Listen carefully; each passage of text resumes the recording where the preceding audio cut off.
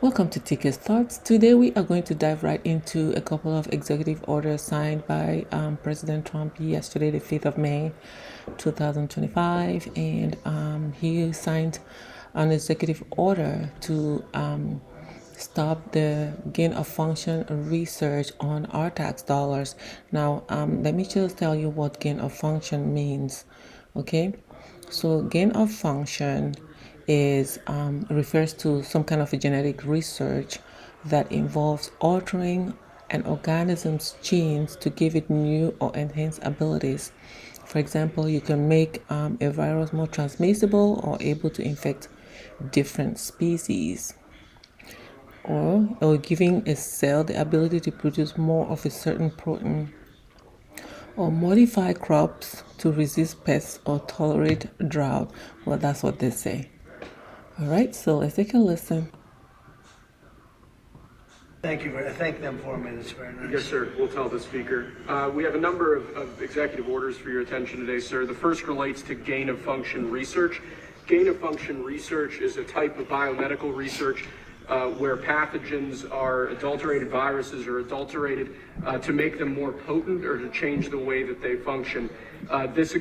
Many people believe that gain of function research was one of the key causes of the COVID pandemic that struck us in the last decade. What this executive order does, first of all, it provides powerful new tools to enforce the ban on federal funding for gain of function research abroad. It also strengthens other oversight mechanisms related to that issue and creates an overarching strategy to ensure that biomedical research in general is being conducted safely and in a way that ultimately protects human health more. All right, so what I understand is that Dr. Fauci was conducting gain of function research on our tax dollars. He was conducting that on our tax dollars. This dangerous research that led to people dying or people having all kinds of disease. Okay? This was on our tax dollars. And I'm really excited about this executive order because I remember in 2021, was it 2021? When Senator Ron Paul started to question Fauci's involvement in gain of function. Let's just take a quick look at that video before we continue with these executive orders.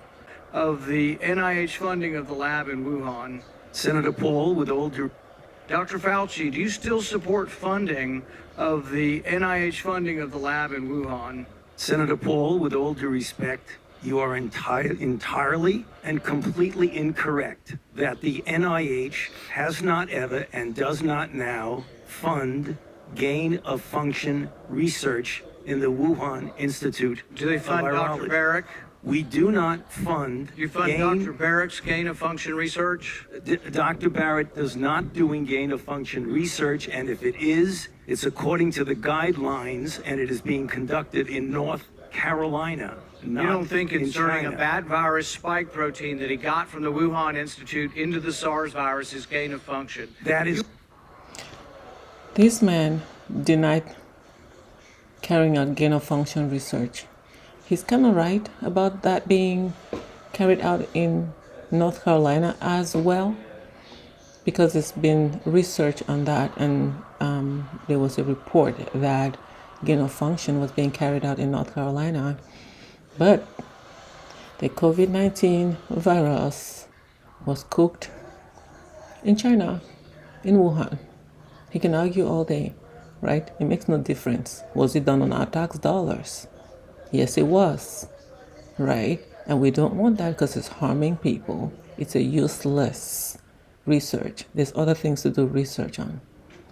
So let's take a look at what someone who did mention that gain of function was actually being carried out in North Carolina. The first transatlantic coronavirus data sharing experiment. A year before I was born, we had the first transatlantic coronavirus data sharing experiment between the United States and the United Kingdom.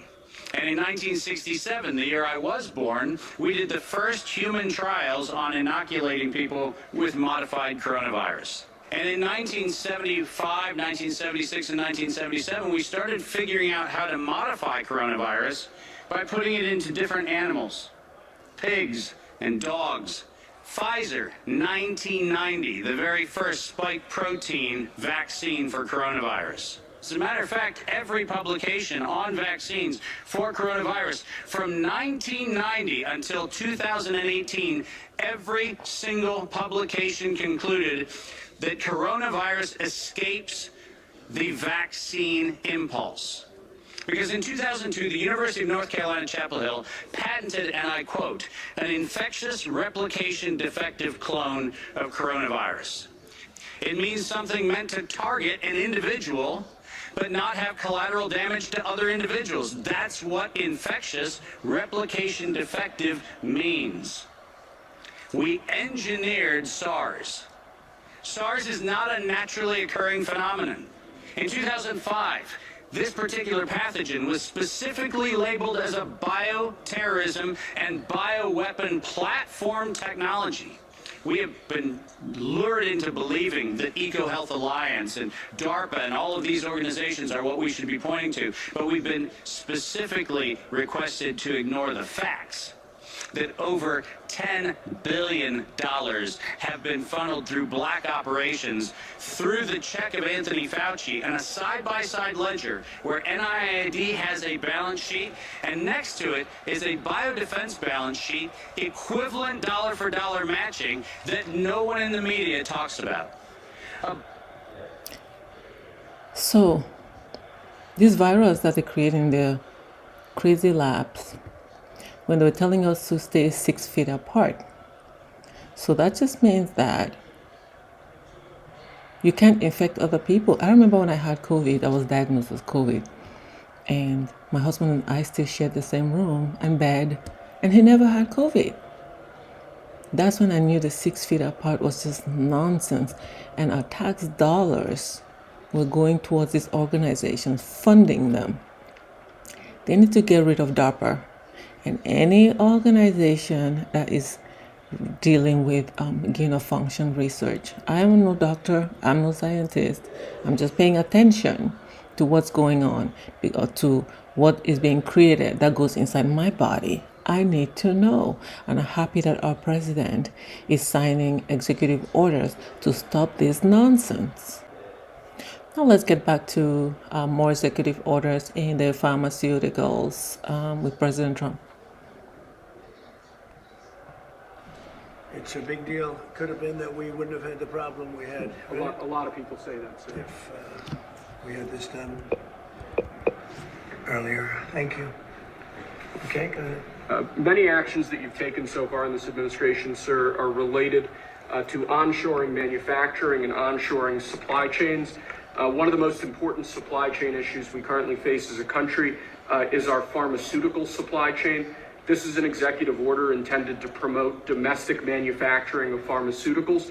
It streamlines the permitting processes that go into building domestic pharmaceutical manufacturing sites. It centers a lot of the environmental permitting process, which is quite significant within the EPA, and it takes other actions designed to ensure that we're bringing pharmaceutical jobs and pharmaceutical manufacturing back to the United States of America.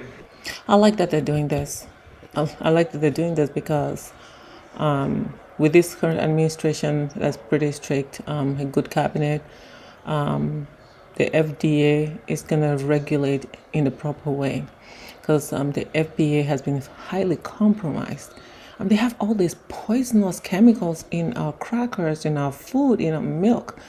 They have all these poisonous things. So I'm really happy that they're going to start producing all these medications here, and we might even be able to purchase at a lower rates. And also all these stupid adverts, medication. You know, in Europe, they do not advertise prescription medications on TV, but we're doing it in America. All these companies. And also another thing, Ozempic, for example, is produced by a Danish company, okay, and it's for diabetes, right? In the United States, they're using it for, most people use it for weight loss. I know I've seen people use it and they shrink like in no time. And as you can see in Denmark, they do not use it for weight loss. It's against the law. You cannot use Ozempic for weight loss in Denmark. Yet, this Danish company that produces Ozempic is allowed to send medications they don't use in their country to the United States. Make it make sense. Now, from the halls of Davos in Geneva, the global elites are still pushing on this vaccine schedules and they're doubling down. Now, some are pushing on, they're talking about measles breakout, this breakout. They tried the monkeypox, and everybody, since people are waking up, they totally ignored it. And they set it aside and then went to measles, and people did their research and like, listen, buddy, you're not gonna fool us again. We've had enough of you guys. And now we have a new sheriff in town, RFK, and who is the health secretary, and he's doing the complete opposite. He's gutting all the programs and rewriting the rule book. So who's really in charge of our health these days? Okay, now let's look at the global vaccine access. You have the WEF's Davos vaccine discussions. You have the WHO press briefings. You have Gavi and COVAX that are involved in all of this. And of course, WHO's immunization agenda. Seriously. Now, the World Economic Forum and the WHO, of course, from the backbone of global vaccine framework. WEF provides the platform for policy shaping, while the WHO leads global coordination. So WEF provides the backbone, and WHO leads the global coordination. Seriously, who even listens to these people? You know, now you have the WHO. What do? They immunize. They have this immunization agenda, a global strategy endorsed by 194 countries, and they're funding all of these. And then you have COVAX, who are co-led by the WHO to ensure vaccine access for low-income nations. Vaccine for what? What do we need that for? And then global surveillance systems launched to detect new health threats quickly. Really. And then you have a push for universal health data standards and digital vaccination certificates. You remember that ugly yellow paper that you have to show at the airport when you fly to Africa? Right? And now together, these two organizations champion a unified front in which vaccination, not just for health policy, but as a global infrastructure. I hate that word global. I think that every single country should have autonomy over their people. They should decide what their countries need. We don't need some global body to come tell us how we're to run our health system. You know, whenever I hear global, I know they're up to no good. Okay, a bunch of people meeting together and dictating to us. And now we have the new sheriff in town, RFK, tearing down the system like no man's business. And once a fringe figure in medical circles was placed in charge of very agencies he had long criticized. Remember, he wrote that book, The Real Anthony Fauci. And the things that you come across in this book is unbelievable what this man has done to people around the globe. If you talk about the AIDS epidemic, you talk about Ebola, it's all in that book. And you cannot believe what this tiny little midget has been up to.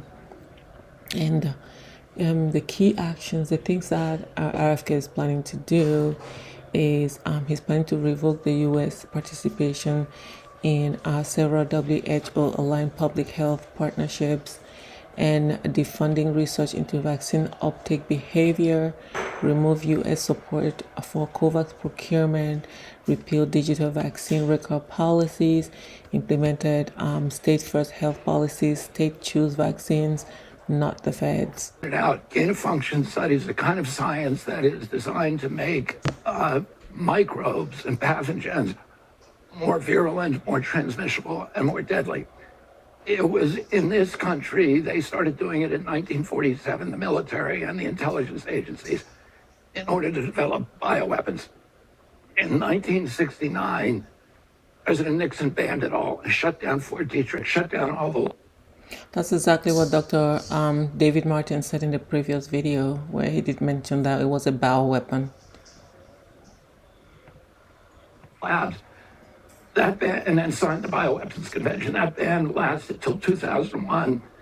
And after the anthrax attacks, Anthony Fauci began, essentially restarted the arms race and the bioweapons arms race, and did it under the pretension of developing vaccines. Because of the same science that you develop bioweapons and vaccines. In 2014, 3 of his bugs had escaped, and 300 scientists wrote letters to President Obama asking him to shut down Anthony Fauci. President Obama declared a moratorium, but instead of shutting down his experiments, he moved them offshore, mainly to the Wuhan lab. And now, the principal institutions of our government. Do you remember in the previous video where I showed you when Dr. Ron Paul was questioning Anthony Fauci in Congress, and he said that it was not in Wuhan, but in North Carolina? See, trying to distract people. He knows that he had moved that lab from North Carolina to Wuhan. And according to him, if he says, oh, it was not in Wuhan, it was in North Carolina, then that makes any difference? All is that you're practicing this stupid research that's hurting people. Doesn't matter where you do it, whether you do it in the moon, doesn't matter. The CIA, the FBI, the State Department, Department of Energy all say that it is most likely that those experiments resulted in the COVID-19 pandemic beginning in 2019. So President Trump today moved to shut down this kind of research in this country. Fantastic. And to stop funding it abroad. As you all know, Fred, Trump is out there trolling as usual. He's talking about reopening Alcatraz, and with this signing banning gain-of-function research, or if you go on X, you see a lot of people talking about sending Dr. Fauci to this island, to this prison in the middle of nowhere. So you have Representative Mary Miller, and she says the first person to be sent to Alcatraz should be Anthony Fauci. Have you seen that movie, Escape from Alcatraz? Let's see.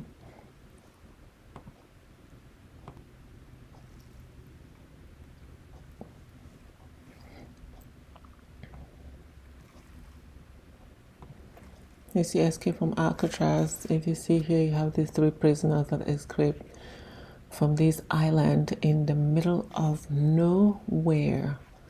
And they found themselves out of that prison and escaped.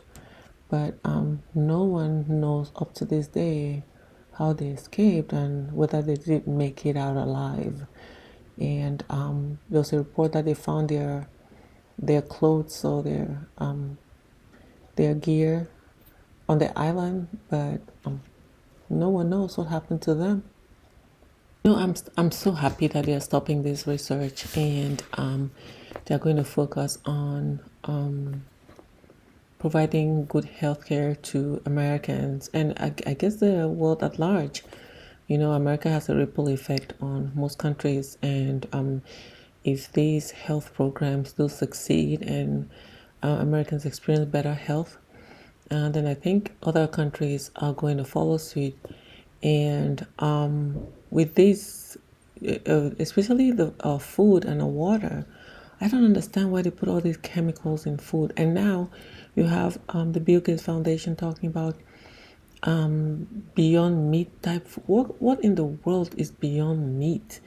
And they're trying to vaccinate cows. Okay, inoculate cows and chicken, and which is why we didn't have eggs, because they were vaccinating. They killed a lot of chicken before Biden left office, and they're trying now with these executive orders. Things are going to change drastically, because RFK was talking about removing all the chemicals that they put in our food and in our water, and farmers should have the autonomy over how they produce their cash crops, okay? And of course, people that rear cows and goats and sheep, all those farmers are going to be protected because they were being forced by the previous administration to inoculate their animals and their farms.